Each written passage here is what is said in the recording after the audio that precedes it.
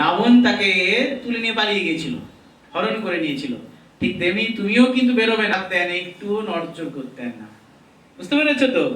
এবং রবীন্দ্রনাথ ঠাকুর তাহলে এত প্রকৃতি প্রেমিক হলেন কি করে?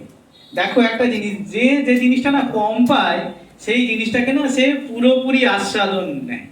রবীন্দ্রনাথ ঠাকুর প্রকৃতির সাথে হয়তো ছোটবেলায় এত সান্নিধ্যে আসতে পারেননি, কিন্তু তার যে ছোট্ট একটা ঘর ছিল, সেই ঘরের পাশে একটা, সেই ঘরের ভিতরে একটা জানালা ছিল, আর জানালার বাইরে ছিল একটা বিশাল বড় পুকুর, আর পুকুরের পাশে ছিল একটা বিশাল বড় বট গাছ।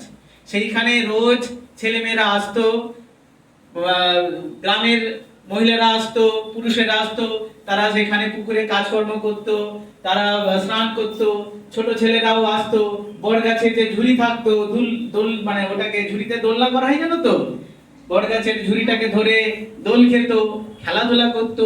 এইভাবে একটা জানলা দিয়েই কিন্তু রবীন্দ্রনাথ ঠাকুর তার পরিবেশকে একদম সুন্দরভাবে চিনেছেন এবং এত ভালোবেসেছেন।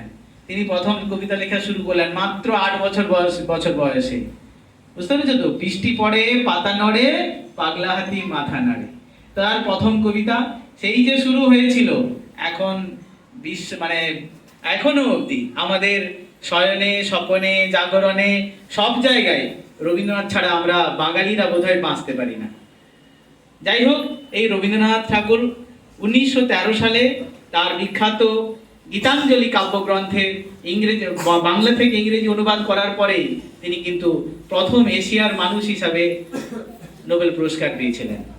এই রবীন্দ্রনাথ ঠাকুর তিনি শিক্ষা সম্পর্কে অনেক কিছু কথা বলেছিলেন। শুধু একটা কথা আমি তোমাদেরকে বলবো, যে যেখানে আনন্দ সেখানেই শিক্ষা, যেখানে শিক্ষা সেখানেই আনন্দ। অর্থাৎ পড়াশোনাটাকে এত ভয় করে পড়লে হবে না, ভালোবেসে পড়তে হবে, আনন্দ করে করে, খেলার ছলে, গান গেয়ে গেয়ে, একদম ধেই ধেই করে নাচতে নাচতে পড়তে হবে, শিখতে হবে। দিলেই দেখবে পড়াশোনাটাকে তোমরা ভালোভাবে গ্রহণ করতে পারবে। এই যে আমরা সবাই নাম্বারের পিছনে ছুটি, নাম্বার পেতে হবে, এত নাম্বার পেতে হবে, তত নাম্বার পেতে হবে, ফার্স্ট হতে হবে, এইসবের মধ্যে যেতে নেই। আমাদেরকে পড়াশোনাটাকে ভালোবেসে পড়াশোনা করতে হবে, তবেই আমরা একজন প্রকৃত শিক্ষিত মানুষ হব। বুঝতে পেরেছো তো? আর কিছু বলবো না, তোমাদের এরপরে অনুষ্ঠানগুলো রয়েছে। এই বলে আমি আমার সংক্ষিপ্ত ভাষণ শেষ করছি।